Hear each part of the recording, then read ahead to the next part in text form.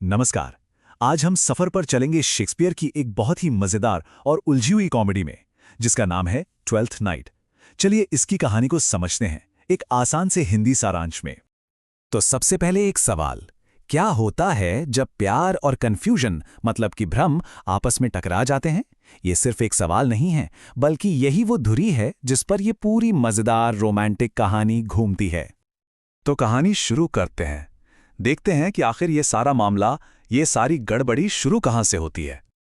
कहानी की दुनिया है इल्लेरिया, एक काल्पनिक मनगढ़ंत जगह, एक ऐसी जमीन जहां कुछ भी हो सकता है, कुछ भी मुमकिन है।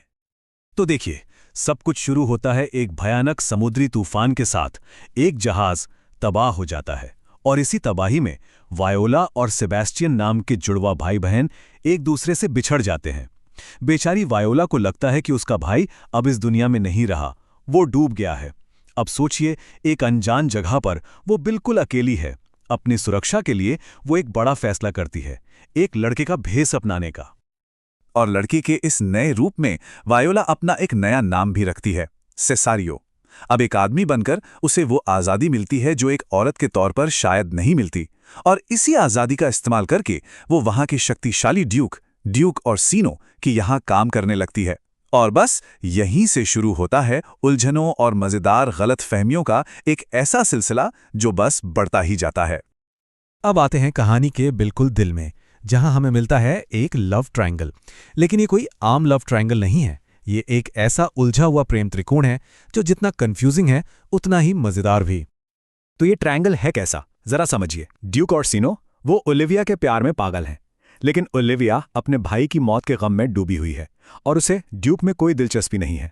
अब दूसरी तरफ वायोला, जो सिसारियो बनकर ड्यूक के पास काम कर रही है, वो चुपके चुपके अपने ही मालिक ड्यूक और सीनो से प्यार करने लगती है। पर वो बेचारी अपना राज कैसे बताए? और कहानी का सबसे बड़ा, सबसे मजेदार मोड़, ओलिविया को ड्यूक के मैसेंजर यानी सिसारियो से प्यार हो जाता है। मतलब उसे पता ही नहीं है कि जिसे वो एक लड़का समझ रही है वो असल में एक लड़की है। वायोला, सच में प्यार कितना अंधा और कितना मनमौजी हो सकता है ना?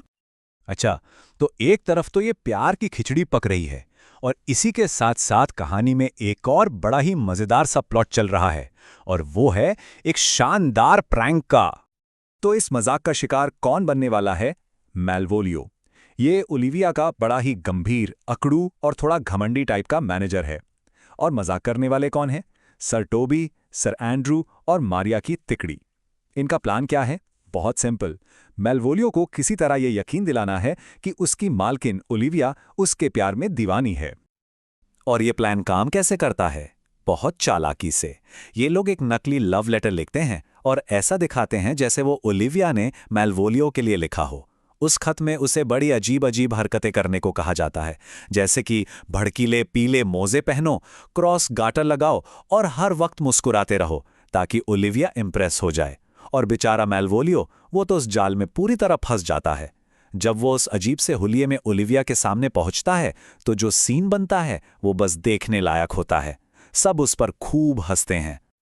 और ठीक जब ऐसा लगने लगता है कि भाई इससे ज्यादा कंफ्यूजन और क्या हो सकता है, कहानी में आता है एक ऐसा जबरदस्त ट्विस्ट जिसके बारे में किसी ने सोचा भी नहीं था। याद है वायोला का जुड़वा भाई सेबेस्टियन, जिसे सब लोग, यहां तक कि वायोला खुद, उस समुद्री तूफान में मरा हुआ मान चुके थे। खैर, सरप्राइज, वो जिंदा है। और कहानी में मजा तो तब आता है जब पता चलता है कि वो सिर्फ जिंदा ही नहीं, बल्कि वो भी इल्लीरिया पहुंच गया है। जी हां, ठीक उसी जगह जहां उसकी हमशक्ल बहन एक लड़के का भेष बनाए घूम रही है। तो अब जरा सिचुएशन देखिए। इल्लीरिया की गलियों में दो बिल्कुल एक जैसे दिखने वाले लोग घूम रहे हैं। एक है वायोला, जो सेसारियो बनी हुई है, और दूसरा है उसका असली भाई सेबेस्टियन। अब तो बस गलतफहमियों का एक नया और भी ज्यादा मजेदार तूफान आने ही वाला है। और ये तूफान आता भी है, और कैसे?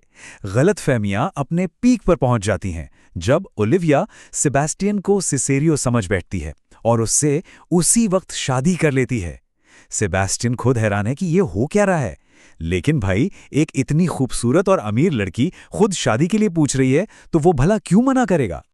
इतनी सारी गड़बड़ियों, इतने सारे ट्विस्ट और टर्न्स के बाद आखिरकार कहानी अपने अंजाम यानी एक हैप्पी एंडिंग की तरफ बढ़ती है। तो आखिरकार वो पल आता है जिसका सबको इंतजार था। वायोला और सेबेस्टियन, दोनों जुड़वा, एक ही समय पर, एक ही जगह पर सबके सामने आ जाते हैं। एक पल के लिए तो सबकी आंखें फटी की फटी रह जाती हैं, और फिर धीरे धीरे सारा कंफ्यूजन दूर हो जाता है।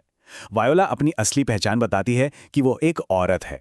ये सुनकर ड्यूक ऑर्सिनो को एहसास होता है कि सेसारियो की वफादारी और समझदारी असल में वायोला का प्यार था, और वो फौरन उससे शादी का प्रस्ताव रखते हैं। उधर ओलिविया को जब पता चलता है कि उसने सेसारियो से नहीं बल्कि उसके जुड़वां भाई सेबेस्टियन से शादी की है, तो वो दुखी नहीं होती बल्कि बहुत खुश होती है। तो इस तरह हर उलझावा धागा सुलझ जाता है और सबकी जोड़ी बन जाती है। तो ये तो थी कहानी, लेकिन इस पूरी मजेदार और उलझी हुई कहानी के पीछे शेक्सपियर कहना क्या चाहते हैं? चलिए इस नाटक के कुछ मुख्य संदेशों पर भी एक नजर डालते हैं। ये कहानी सिर्फ पहचान की गलती या मिस्टेकन आइडेंटिटी के बारे में नहीं है।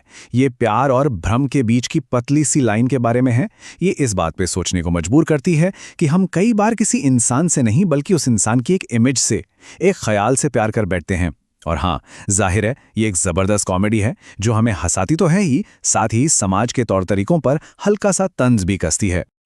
तो अंत में एक सवाल सबके लिए, इस कहानी में जिसे हम प्यार देख रहे हैं वो असल में है क्या? एक सच्चा गहरा एहसास, या फिर सिर्फ पहचान का एक खूबसूरत धोखा, एक भ्रम? इस पर सोचिएगा जरूर।